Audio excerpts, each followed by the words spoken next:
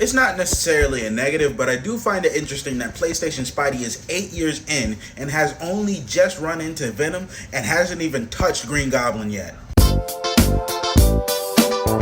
And this isn't to knock any of his villains, like he's been fighting scrubs this whole entire time.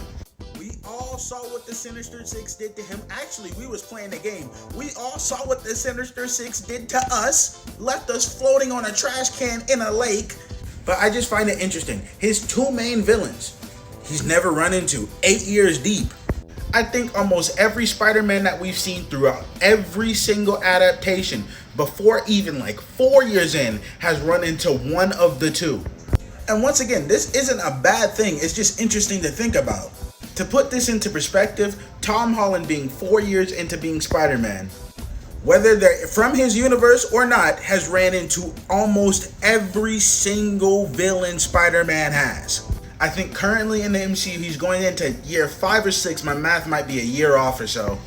So year 6, he's about to run into Venom. We already know Tobey ran into both. His first villain was Green Goblin.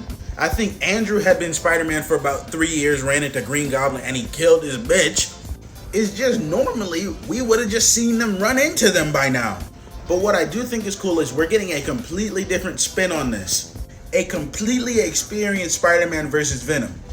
And eventually when the time comes, Green Goblin, because that shit's very much on the way if you've seen what they were doing in Spider-Man PS4. And you know what? Maybe it's for the best. Let some new characters get some shine as Spider-Man villains. We all think of Venom and Green Goblin.